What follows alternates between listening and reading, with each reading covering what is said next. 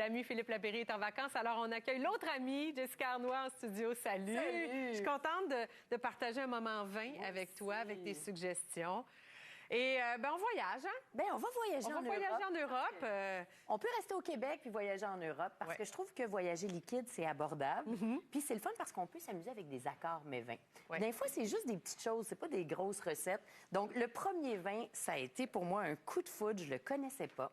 Je connaissais la maison. Saget-Lapeyriere. Ouais. On est dans la Val-de-Loire. Regardez l'étiquette, comment c'est beau et ça reflète vraiment ce que vous buvez. En fait, Jean-Louis et son équipe, c'est vraiment des gens qui sont là, les deux mains dans l'œnologie, la science du vin. Ils cultivent des raisins. Et là, c'est du melon de Bourgogne. Ça dit-tu quelque chose, ce melon de Bourgogne? Ça n'a pas un autre nom? Oui, muscadet. Muscadet? Oui, oui. On le connaît sous le nom de muscadet. C'est très vert, c'est éclatant. Ça pense à une huître, là. Puis c'est ça que ça goûte puis que ça sent.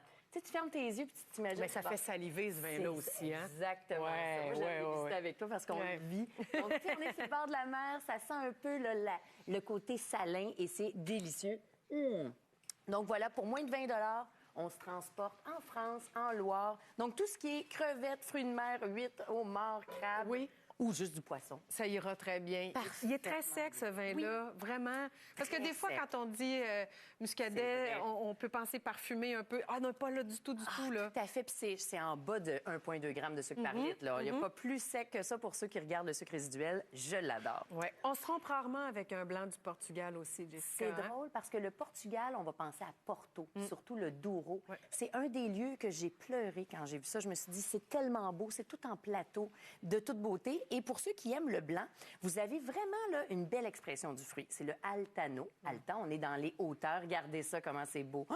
Moi, quand j'ai vu ça, je suis partie là, complètement à pleurer. C'est la famille Symington, qui est très connue, qui a décidé d'investir dans un vin un peu plus moderne. C'est bio. Donc, vous avez vraiment des cépages comme du Malvasia fina, qui est plus aromatique. Donc là, si on veut travailler des mets végétariens, des poissons sur le grill, l'étiquette, elle donne le ton, je trouve. Elle te ressemble, c'est presque comme ta chemise. Je suis habillée, c'est un accord. C'est un accord, on a matché les vêtements. Et c'est différent. Fait que là, au nez, en tout cas, c'est différent. C'est vraiment comme un bouquet de fleurs. Ça me fait penser à toi. Donc, c'est floral, c'est frais, mais c'est sec aussi. Donc, t'as pas de sucre. C'est bon, hein? Je sais pas lequel tu préfères. Je te suivrais dans les deux. Peut-être que je reviendrai au melon de Bourgogne pour le repas, puis je serai avec lui pour l'apéro. Exactement. Qu'est-ce que t'en penses? C'est ce que je ferais aussi, parce que lui, il va avoir un petit côté un petit peu plus saisissant. Et le Altano, vous le servez frais. Moi, j'aime mieux servir un petit peu moins froid que froid pour goûter aux arômes. Puis là, tu peux te faire là, juste des petites bouchées du poisson grillé. Ça va être parfait. Oui, puis tu parlais des légumes aussi. Les mets végés avec ça, c'est très, très bon. On oublie souvent les légumes. Puis les légumes sont savoureux, puis on veut pas quelque chose de sucré ou boisé. On veut de la pureté du fruit, puis c'est ça que Altano amène. On veut aussi un bon rouge, comme dans tes suggestions. L'Italie. Mais le nez, ça sent l'Italie. Pâtes, pizza. Et moi, je ne le connaissais pas, le San Jacopo.